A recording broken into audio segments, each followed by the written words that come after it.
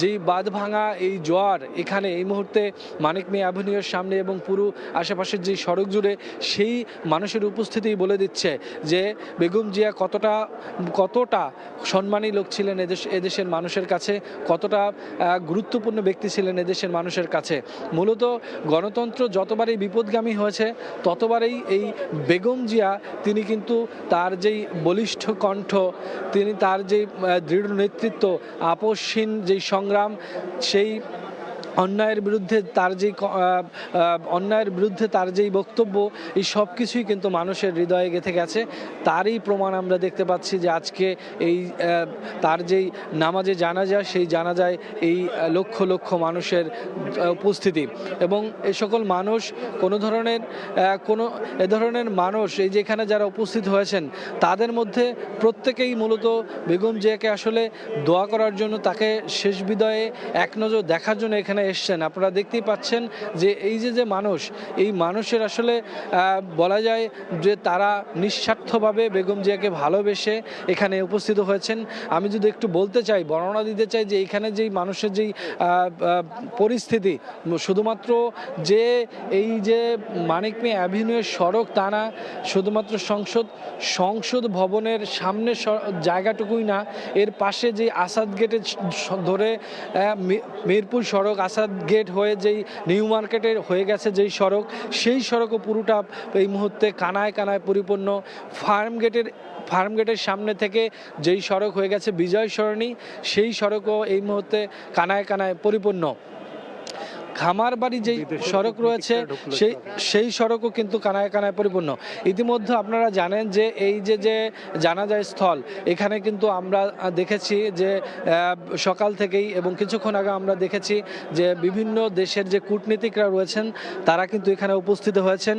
এবং আমরা দেখছি যে শুধুমাত্র কূটনীতিকরা তারাই নয়, বিভিন্ন দেশের যারা এখানে বাংলাদেশে যারা অবস্থান করছেন তাদেরও অনেককে আমরা দেখেছি যে সকাল থেকে এখানে আসতে। এবং আমরা দেখেছি যে অন্তর্বর্তী সরকারের উপদেষ্টা, বিভিন্ন দলের যারা নেতা রয়েছেন, নেতৃবৃন্দ রয়েছেন, তাদেরও এখানে উপস্থিতি আমরা দেখেছি। আপনারা জানেন যে ইতিমধ্যেই বেগম জিয়ার জন্য শোক প্রকাশ করেছে বিভিন্ন দেশের রাষ্ট্রদূতরা, কূটনীতিকরা, বিভিন্ন দেশের রাষ্ট্রপ্রধানরা, তারা কিন্তু শোক জানিয়েছে ইতিমধ্যেই আপনারা জানেন। এবং এই মুহূর্তে শুধুমাত্র যে বাংলাদেশ শোকাহত তা না, পুরো বিশ্বের যে রাজনীতি অঙ্গন রয়েছে সেই রাজনীতি অঙ্গনের ব্যক্তিবর্গরাও কিন্তু এই বেগম জিয়ার চলে যাওয়া, তার যে শূন্যতা, সেই শূন্যতায় শোক প্রকাশ করেছেন। এই মুহূর্তে যেখানে জানাজা হবে সেই জানাজা স্থল যেমন লোকারণ্য, তেমনি আমরা জানি যে জানাজা স্থলের আশেপাশেও বিভিন্ন জায়গায় কিন্তু লোকারণ্য, কেননা মানুষ আর ভিতরে প্রবেশ করার মতো কোনো জায়গা এই মুহূর্তে নেই, কারণ সড়কেই দাঁড়িয়ে থাকার মতো পরিস্থিতি নেই।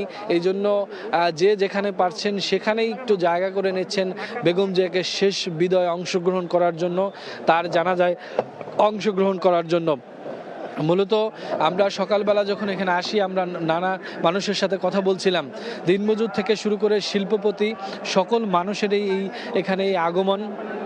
নেতৃবৃন্দ থেকে যারা সাধারণ মানুষ তাদেরও এখানে আগমন, সকলে এসছেন শুধুমাত্র বেগম জিয়াকে ভালোবেসে, বেগম জিয়াকে শেষ বিদায় জানানোর জন্য।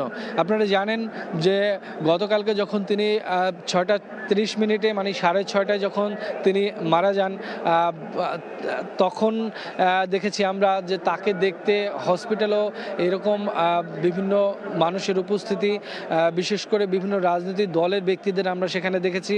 তারা এই যে রাজনীতিতে যেই সংকট তৈরি হলো, যে শূন্যতা তৈরি হলো, সেই শূন্যতা পূরণ হবে কিনা সেটি তারা শঙ্কিত, কেননা বেগম জিয়ার সাথে আসলে অন্য কাউকেই তারা মেলাতে চাচ্ছেন না।